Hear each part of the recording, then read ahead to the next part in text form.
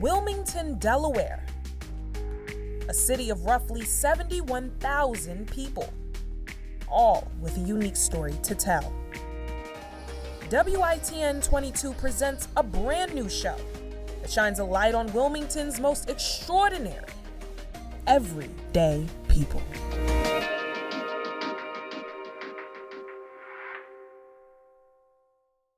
Hello everyone and welcome back to Everyday People. I'm your host, India Sage. Coming on the show today is a man with a remarkable story about how his life completely changed after spending 6.5 years in prison. In 2007, Adam Kramer was arrested for his connection to one of the most profitable drug trafficking rings in the state of Delaware at the time. But his story doesn't start or stop there. So he took me back to one of his old neighborhoods to show me exactly how this life of crime began. Let's take a look.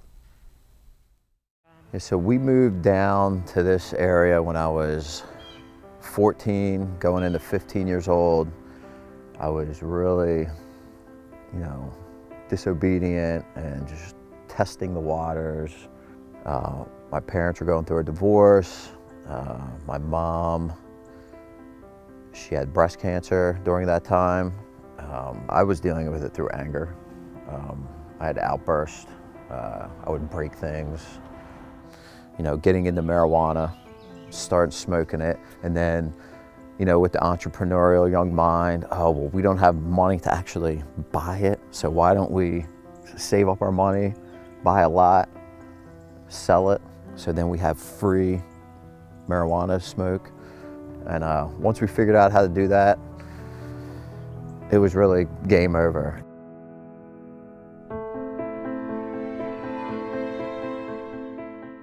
That was my freshman year of high school. I was always a baseball player. Baseball was my meal ticket. Freshman year came, baseball season, and I couldn't even make it through the season. Who would you say you were selling to at that time? We were just selling to other kids in the neighborhood, kids on different sports teams. There was older people that started coming into play. You just start meeting different people that are doing drugs in the neighborhood. Actually, I know there was a lot of drugs being filtered in through different college students. You got college students coming from North Jersey, Manhattan, Long Island, even up around Philly. So you got a lot of kids coming down here that already have access to a lot of drugs, and they would bring those drugs here to distribute, and it would eventually get filtered down. So it was out of control. It started when I was 15, it ended when I was 27. At least the newspaper said we were making, between my partner, myself, and maybe another guy, the paper said $10 million a year. And it did feel like that, because at any moment of time, we had cars, we had nice cars, we could travel. Get up and go to Vegas, to Miami, Atlantic City, New York City, stay in New York City, staying in Philly for a long time, spending a lot of money, young to mid 20-year-old guys. We just went for it. That last summer, I just took off and just partied all over the East Coast for about 5 months.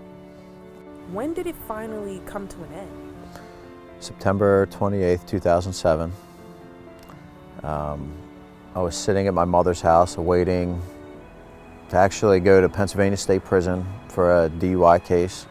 They sentenced me to 2 years, and I was getting ready to leave to go to the prison.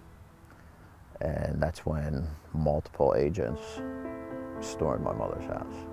Coming over the fence, through the gate, over the roof, pinning me down to the ground and hauling me away.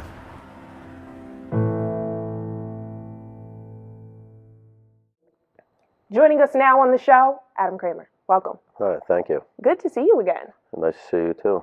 We left off with a bit of a cliffhanger on that interview when you were talking to me about how, it all ended, right? But I don't believe that anyone just wakes up one day and decides that they're going to be a criminal. I don't think anyone wakes up one day and decides that they're going to, partake in some of these activities that you found yourself in. It started at 15 years old. Tell me, how does that happen?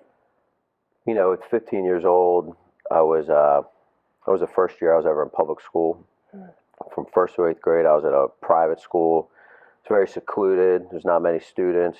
All the students, we were together from 1st to 8th grade. Right. And when I was separated from most of those classmates, all except one, and him and I both went to Newark High School, and the opportunities of meeting new kids from Wilmington, from surrounding Newark area that I'd never known before. Right. Kids that are already involved in certain behaviors that were new to me.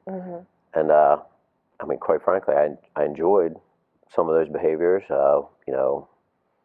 Cutting school, drinking, doing drugs, and it just really started out innocently. Blowing off steam, anger from a divorce. My parents were going through, and a little lack of discipline, but meeting other boys and girls at that age that also had lack of discipline, and we all just flocked together. And listen, we at 15 years old, I would have never thought.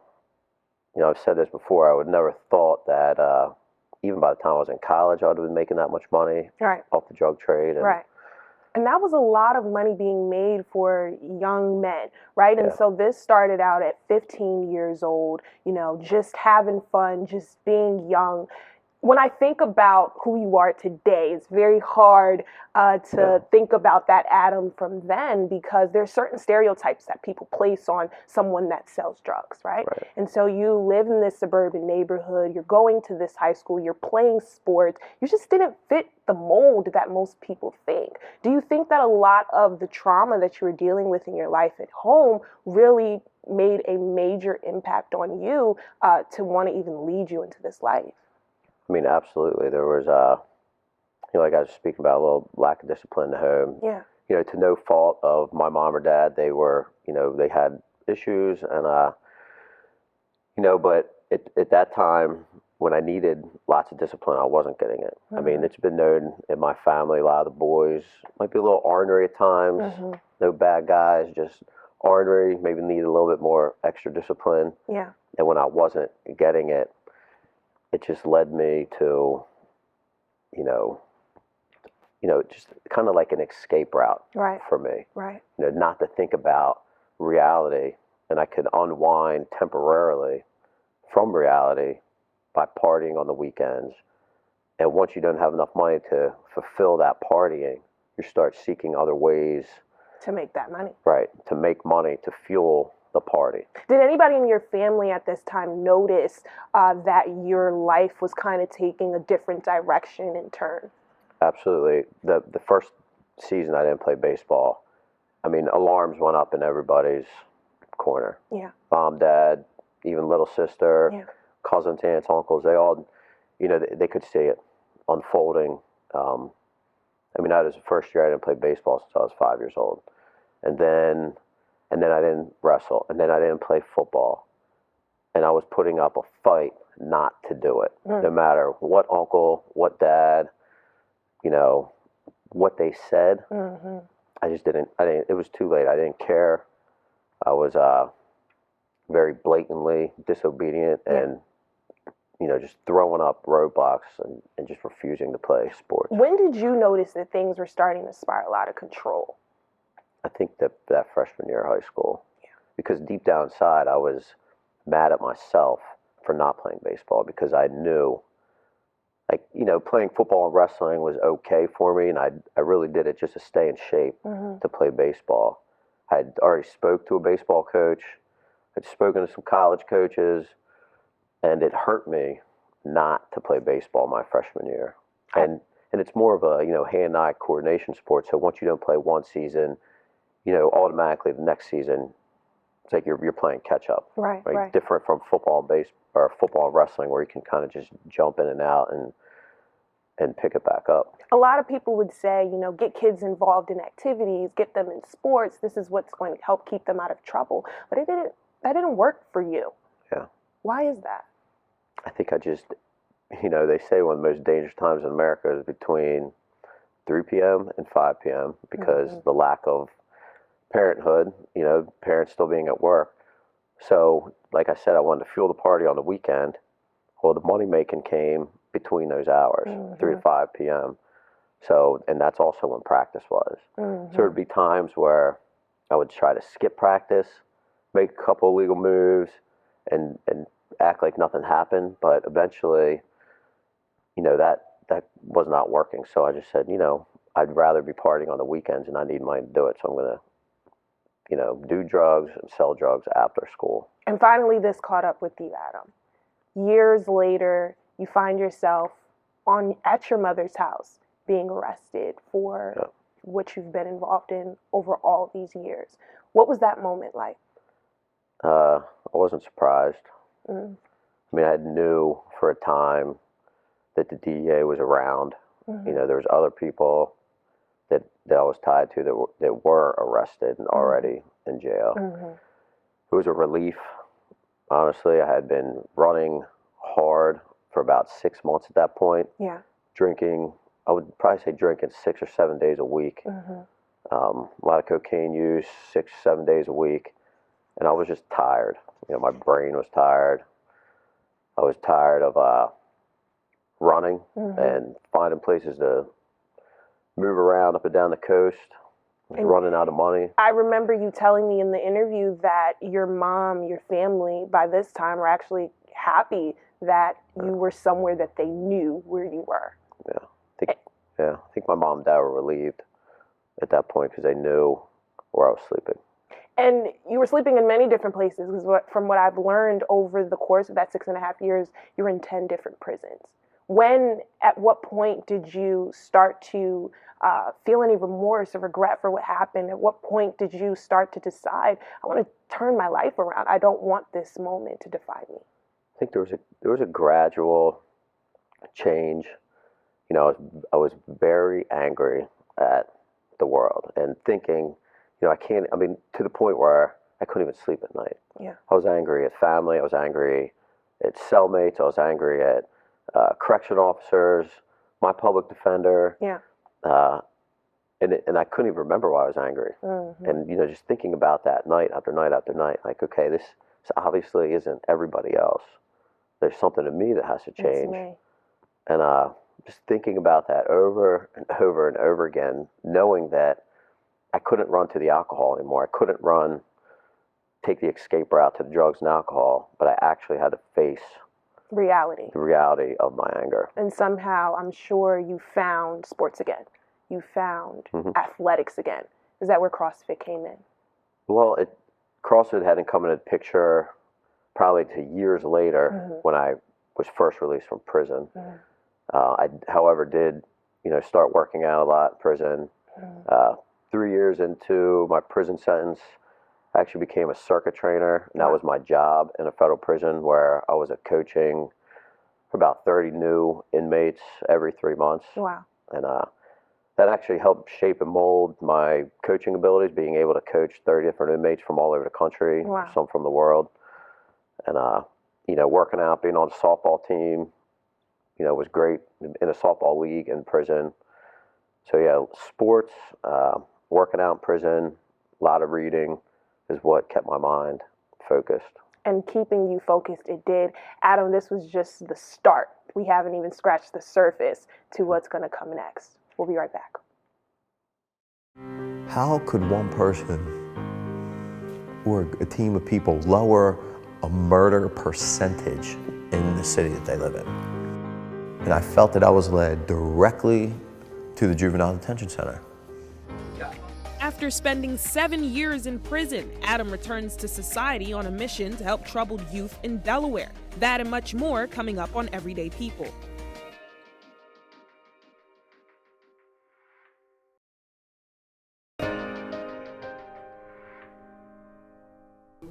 Welcome back. So when we left off, we were discussing that 6.5 year period of time that you were in prison.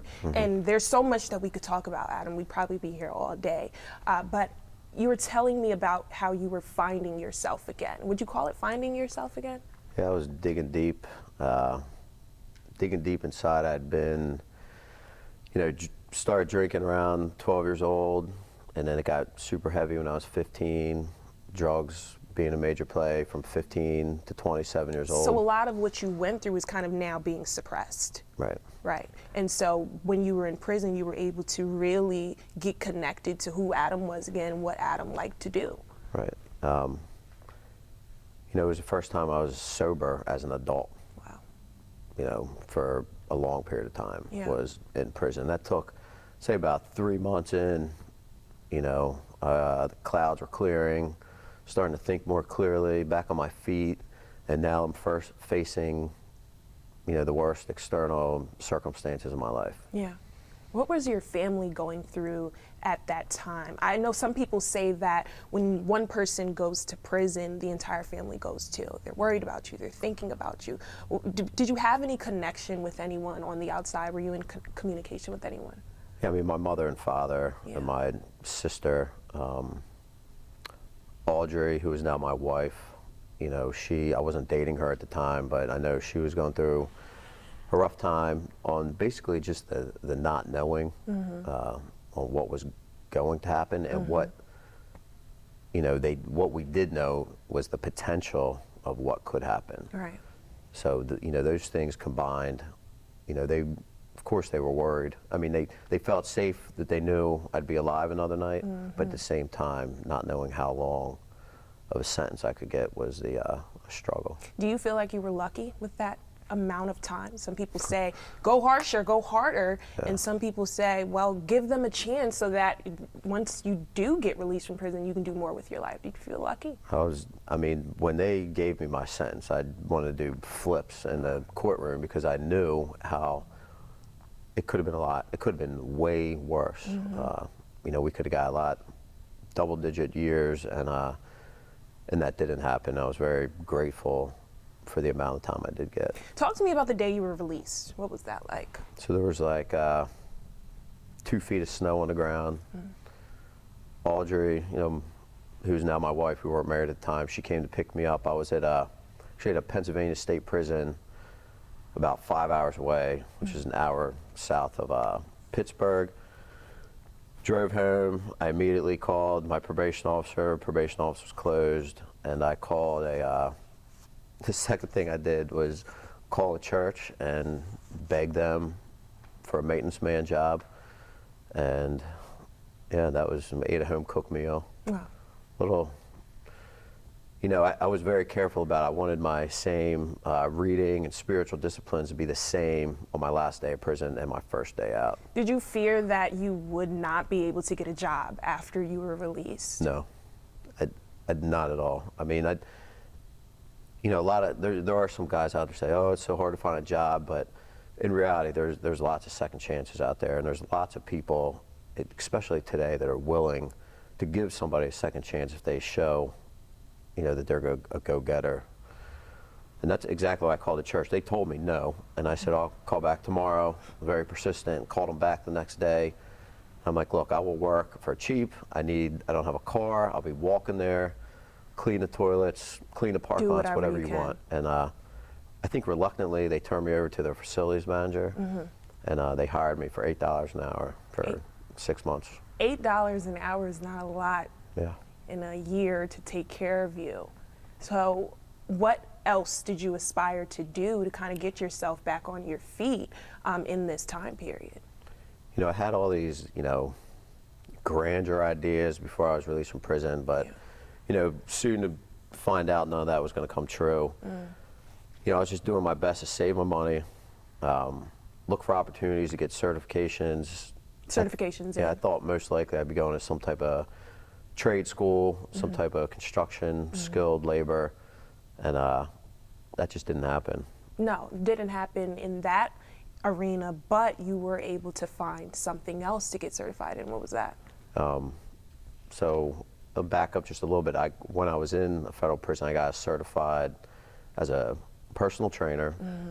I knew it was hard to find full-time work in that field, and I got certified CrossFit had certified me as a coach. I had been reaching out to a friend of mine that owned a gym in the area, and he said, look, I think you should just call the headquarters, tell them a little bit about yourself, and that you want to coach kids in juvenile detention, and I'm pretty sure they will scholarship you. Wow. And I thought, hey, what's the worst thing they could say? And that is ultimately what led you to your opportunity to coach the kids at Ferris. Yeah, partial. Yeah, so I had a certificate to do so, and you know, there was a man named Jack McDonough, who's a former chief of federal probation. After he retired, he was working for Youth Rehabilitative Services, and you know, he's a guy I'm still connected with today. He vouched for me, went to bat for me, and he opened a door, along with, you know, the backing of my federal probation officer and some other people within the federal probation department, all giving me good references, because I was on federal probation coaching the boys at the colleges. Wow. What did you feel like you had to offer these kids? You know, I didn't go in with too much of an agenda to save the world. Yeah. I just wanted to build relationships with these young men. You know, I can identify with some of them, not all of them. We all have a different story. But the one thing I could identify with them was getting released, and what it's going to take for you as a juvenile to release and get back on your feet before you get to a point where I was. What was some advice that you gave to them during the time that you were mentoring? Because it was more than just coaching, Adam. When I really look back and look at your story, you were building a real connection with these kids. So what advice were you giving them to keep them focused? You know, I'd ask them a lot of probing questions. Like, one of the famous questions I would always ask these boys is, you know, if you were able to choose one job you could have for the rest of your life, any job in the world, but you had to choose tomorrow, what would it be? You know, and what were some of those answers? You know, I mean, you hear it all: engineer, doctor, plumber. You know, of course, you get the rapper, and it's like, okay, well, now that I know, and I was just trying to figure out some of their interest to say, look, you know, I know this person that can help you get to the next level. But you know, these are the small steps we're going to have to take to get to the larger goals. At this time, Murder Town, USA was a headline going around. What did you think about that when it came to the community that you were serving, and that you were trying to help, and that you were trying to uplift and empower? It was a little heart-wrenching. Yeah. You know, the figure, at the time I was living over by St. Elizabeth, which, you know, corners off. You got Ellesmere, Broome Street, and the hilltops surrounding the neighborhood, and there was a lot of shooting going on in all three of those areas. Yeah. I was feeling like there could be more could be done, and you know, this type of personality I have, I felt like I wasn't doing enough as my part in helping lower that rate. And did you ever feel at any time that drugs was closely connected to the shootings that were happening, and this was destroying communities, and was this kind of you paying back your dues because of the crimes that you've committed that may have destroyed others' communities? I don't really know if felt like I was paying back my dues. I just felt that you know, I had certain gifts that I've had for a long time within coaching, leading people, you know, leading a lot of drug dealers, and just using these gifts in a positive way of coaching kids. I just felt that I didn't feel, I know, and I knew at the time that I could help, you know, reduce this murder rate. I just, you know, it was still at the same time I was getting back on my feet, you know, recently married, and it was just being consistent. You know, a lot of people telling me to go home, get some sleep. Yeah. You're not the person for this job. Yeah. And I was just like, well, I'll see you some other time. I'll see you around town, but, you know, I have some type of consistency to help me to keep pushing. And consistency has led you to another big opportunity that you're now part of. And I want to hear more about it coming up next. We're going to talk about the Green Beret Project. There's either two things that you could do. You could make it out and do something with your life, or you could get into the streets and get yourself killed. Coming up on Everyday People, today, Adam's work with the Green Beret is saving the lives of Delaware's youth through fitness. Don't go anywhere, we'll be right back.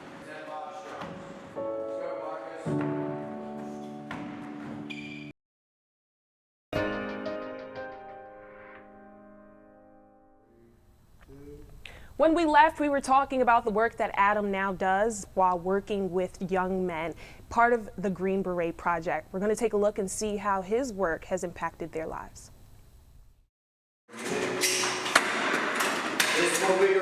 I was at an alternative school, Parkway, and coming out of that school, I had lots of anger built up.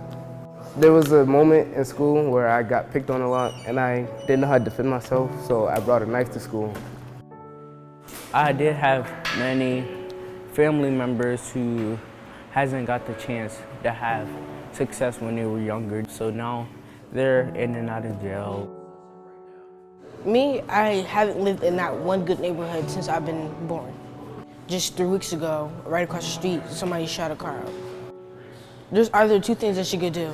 You could make it out and do something with your life, or you could get into the streets and get yourself killed. I'll give you 10 minutes to do this. One day, we were playing flag football, and I got mad because somebody threw the ball on my head or whatever, and I was just an angry little boy because I used to get mad about the littlest things. And that's when Mr. Adams was like, I'll tell you what,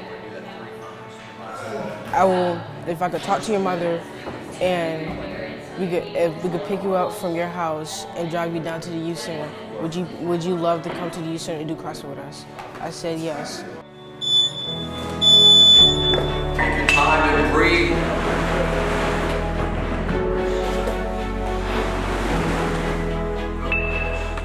Let's go, Marcus. Adam's like a stepfather to me, really. It's like he take care of me like I'm his own child. When he really doesn't have to, he could just be a coach, but he treats me like a son.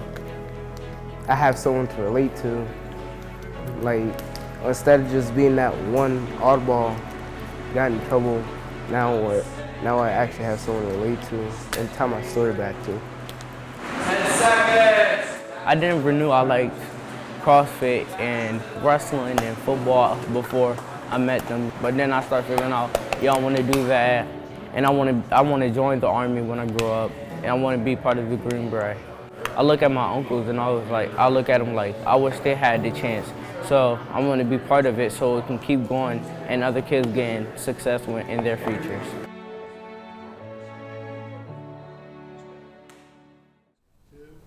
More than a coach, more like a father. That's what one of the young men said, Adam. How does it feel to hear those words? Just glad it's paying off. It's heartwarming. Yeah. Did you ever imagine that your story would have took this turn, where you were once, in the position where you probably could have used something like this as a young man, and now you're giving it back to these young boys? Did you ever imagine you'd be here? No. Yeah. No. Yeah.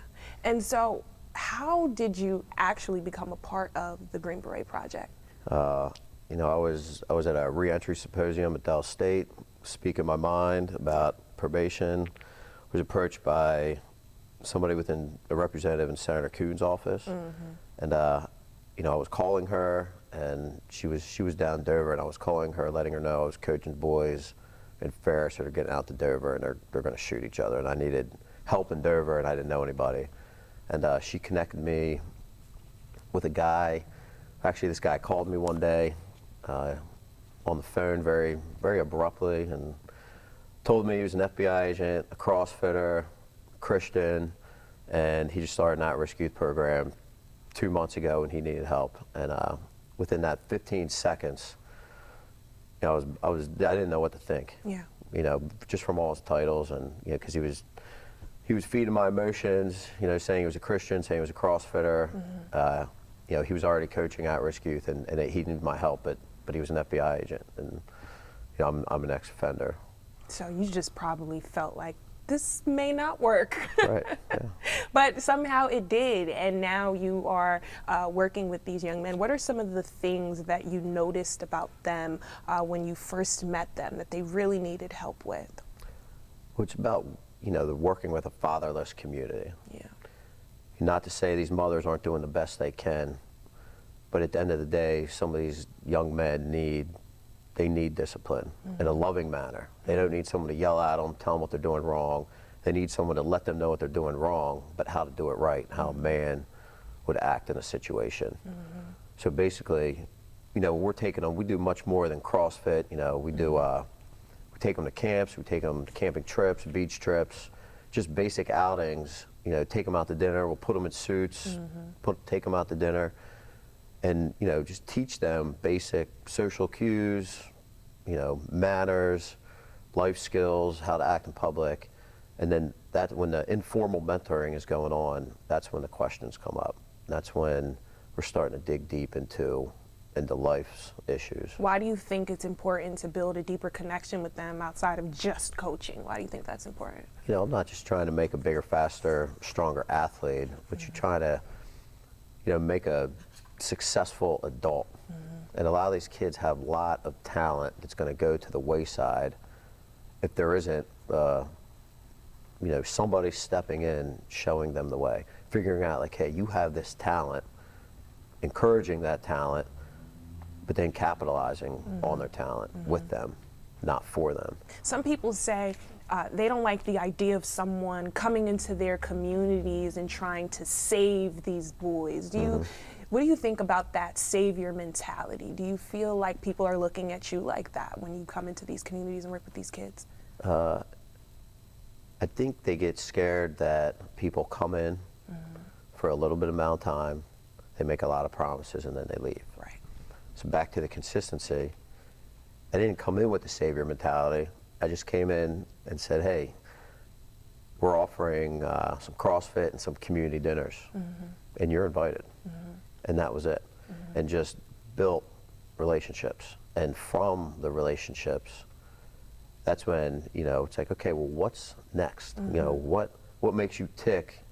How are we going to get you graduate high school? What's your report card looking like this semester?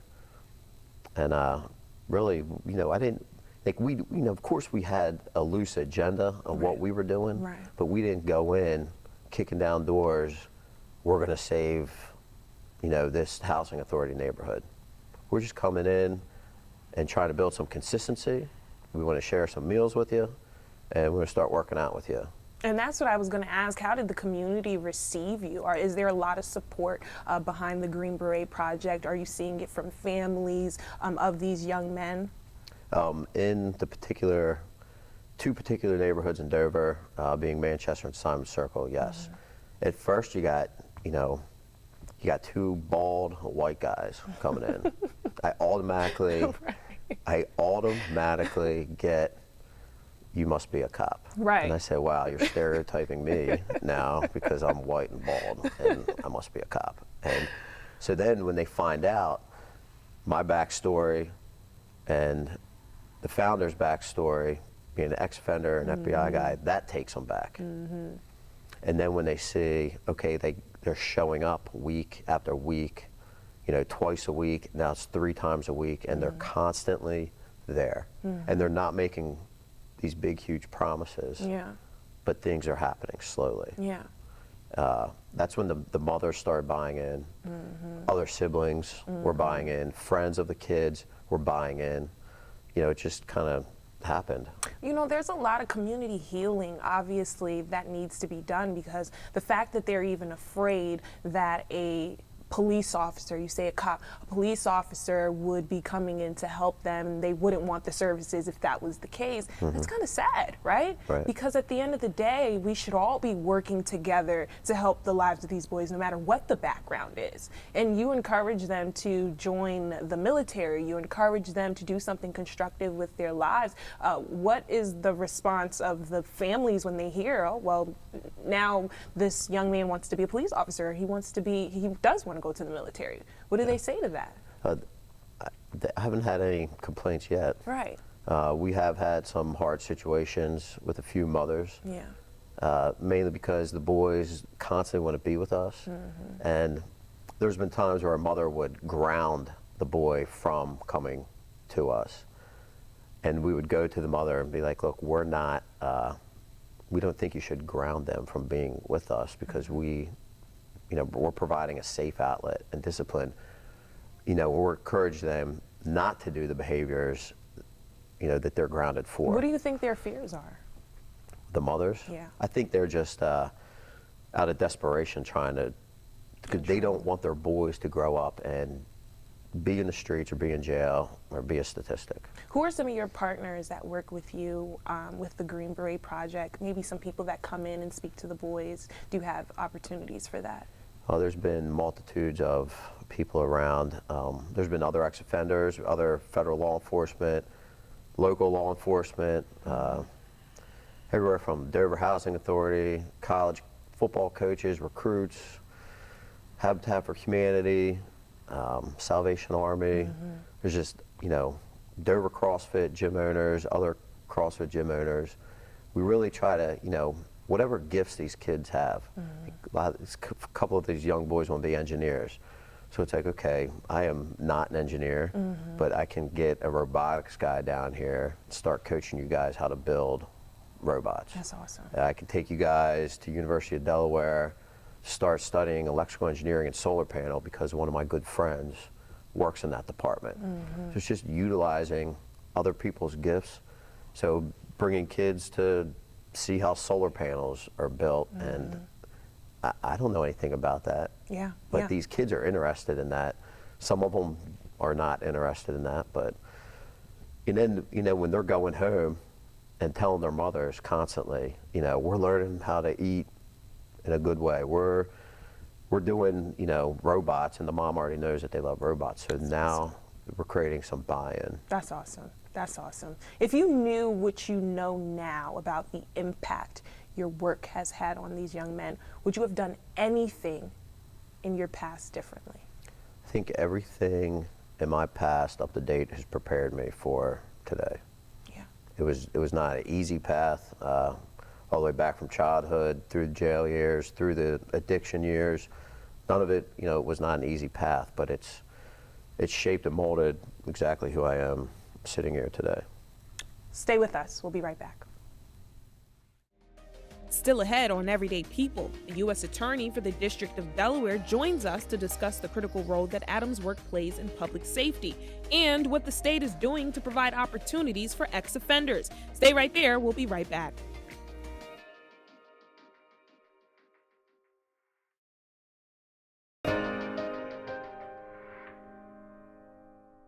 Welcome back to the show. Joining us now is U.S. Attorney David Weiss. Thank you so much for being here. Happy to be here. Adam, I know how much it means to you to work on this project, the Green Beret Project, and to work with these young men. And just sitting there hearing Adam's story with the work that he does, what does that personally mean to you? I'm proud of Adam.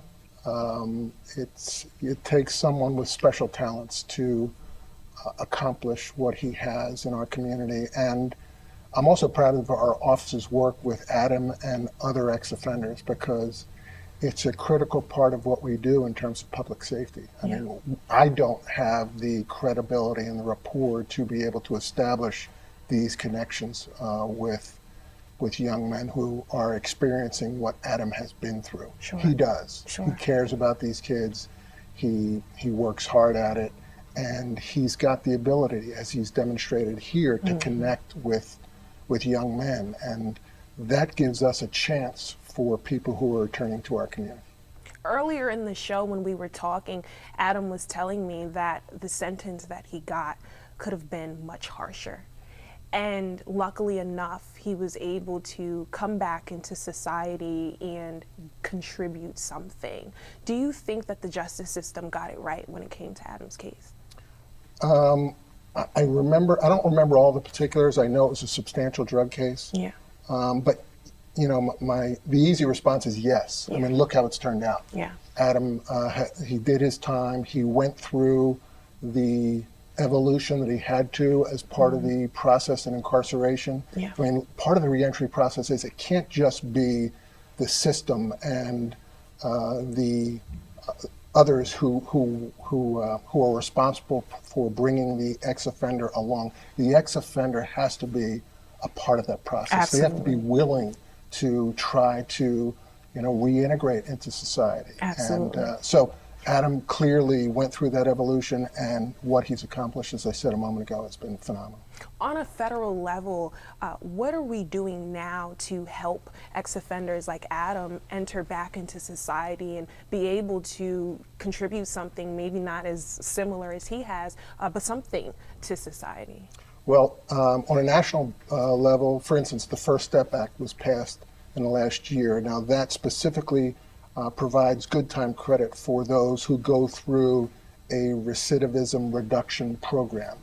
More locally, our office has been very active in this arena. We've done reentry simulations to try to educate our community, legislators, employers, law students, what the ex-offender goes through when he or she leaves the institution. Yeah. They have to deal with that transition, whether it's an ID, transportation, employment, housing, Yeah. drug addiction. I mean, these are all challenges that we have to be ready to address to give these guys a chance Absolutely. to succeed. It's so funny you brought up one of the reentry symposiums. I was a part of one of them. Oh, great. And participated in it, and I mean, blew my mind because, as you know, Adam was saying, your story was a little bit easier for you to kind of get back into society, but for most people, they struggle. They, like you said, they struggle with ID, they struggle with being able to get on the bus, and in the symposium, they were allowing us to act out these different things. And I'm like, how am I going to get to my appointment without having a job, without this and without that? So it was tough. What do you think are some of those reasons that would make somebody less likely to succeed, and what can we do to help them so that they can succeed? Well, they've got to see an opportunity for themselves. They've got to have some hope. And we have to do better before the release. We have to start working with people before they leave the institution, because they've got to start thinking about things in a realistic fashion, because as Adam alluded to during his comments, a lot of folks in the institution, they figure they're going to come out and they're going to be entrepreneurs, they're going to run a business. You've got to be realistic. That may happen, but it's going to take time. And first you've got to get out and you've got to get a job, or you've got to establish a structured environment at home. So you have to do the basics first. And we need to be talking, engaging with folks while they're incarcerated to help them deal with those questions and think realistically about what it looks like when you come out. And we need people, and we've used Adam, but we need ex-offenders to assist us in that process. I mean, we've done something with federal offenders. We use Skype, and we engage through ex-offenders and probation. We engage with people while they're still in there.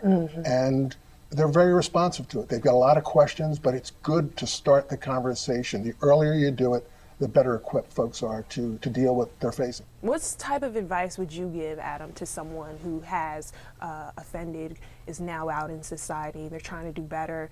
What's some advice that you would give them to keep them from entering back into prison? Usually to be patient, start small. Yeah.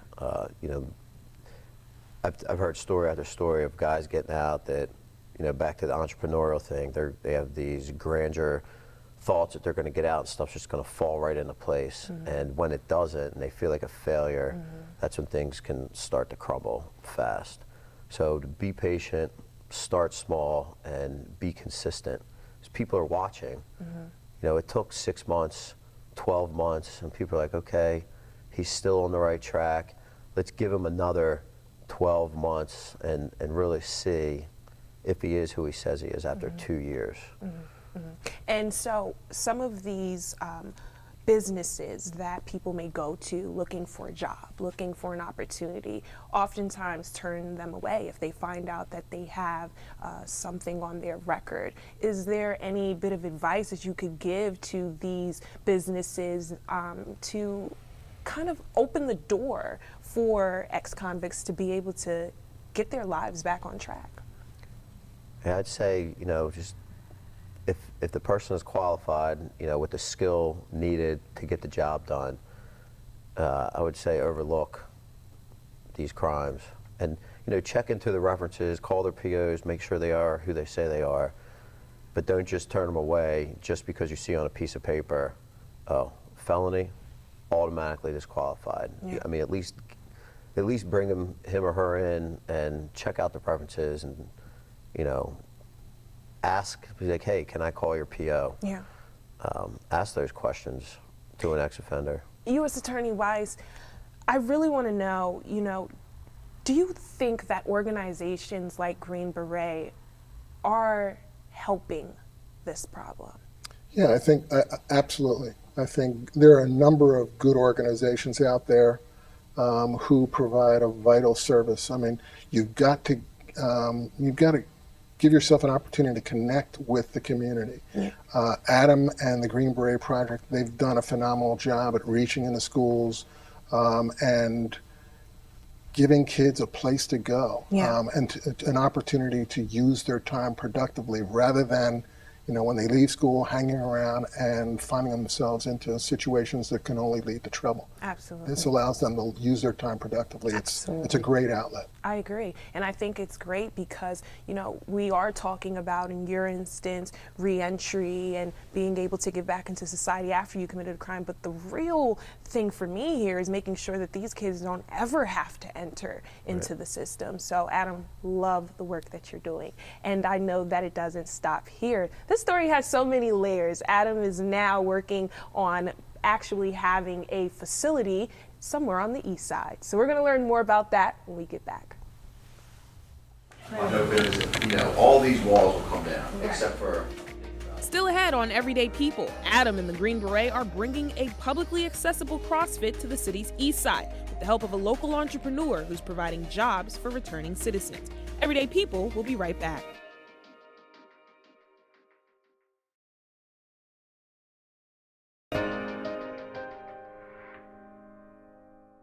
Welcome back to the show. So when we left off, we were talking about second chances and the opportunity that so many people could use to get back on their feet, to use to get back assimilated into their communities. And Green Beret Project is a part of a facility that actually does that. So talk to me a little bit about the next steps for the Green Beret Project and where you guys are headed now. So we have secured a space in Riverside, behind the East Side Charter School inside of Second Chance Farms. And talk to me about what Second Chance Farms is for those that don't know. Second Chance Farms is vertical farming. Mr. Adjut George is hiring ex-offenders to farm down there, teach them entrepreneurial skills, and he's giving people a second chance. And how did you end up meeting him? How did the two of you connect? Funny story. I was coaching CrossFit. It was a little long chain of events, but I was coaching CrossFit.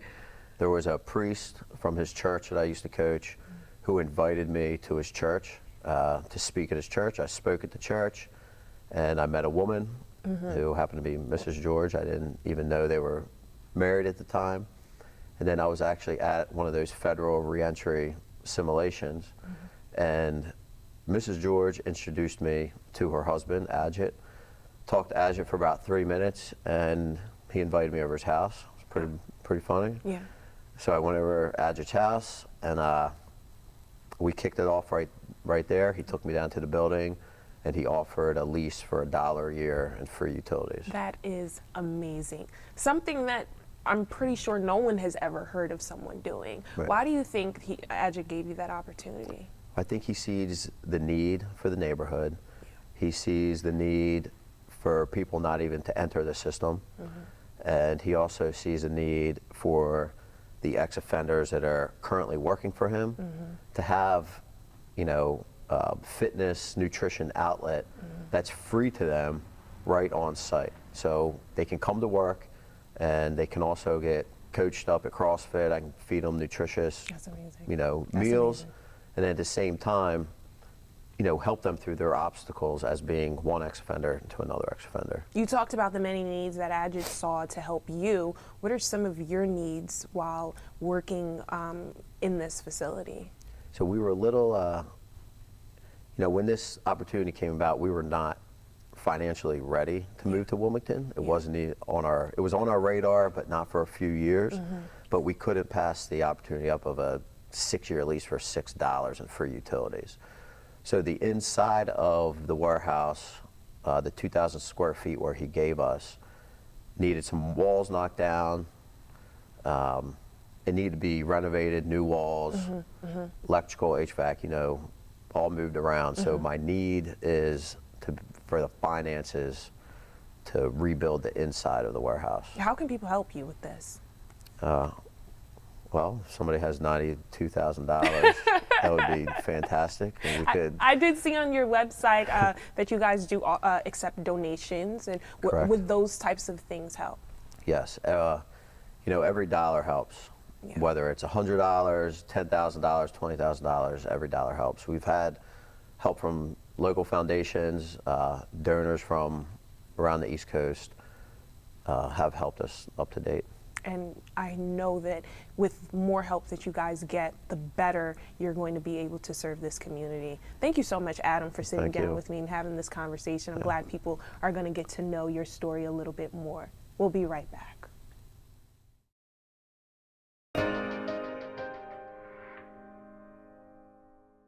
Adam's story proves that second chances are not given to be right, but they're given to prove that we could do a lot better after we fall.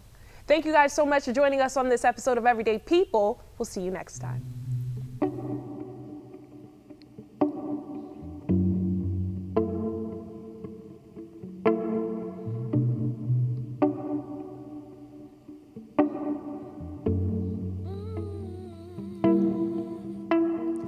First things first, let us get right down to business.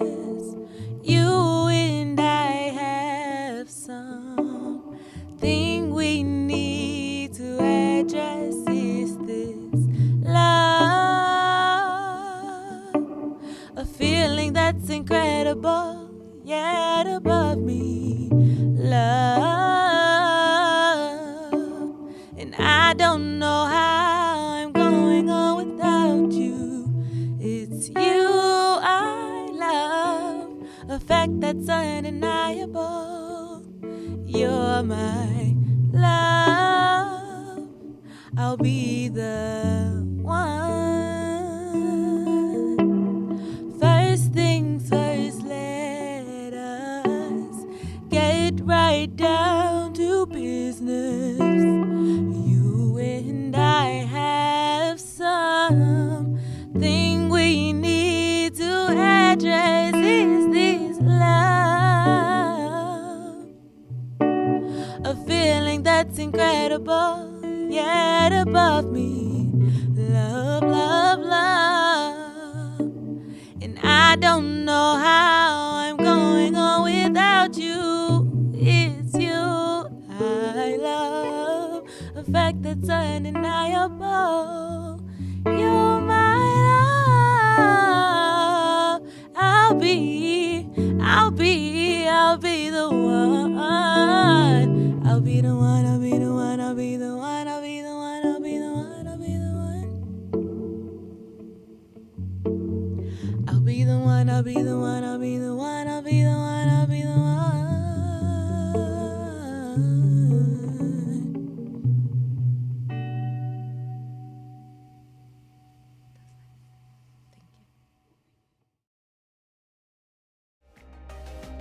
Do you have an extraordinary story to tell?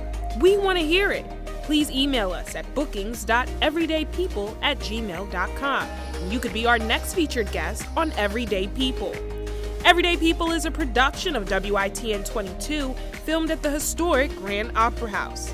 For more information about live shows at the Grand, please visit www.thegrandwilmington.org.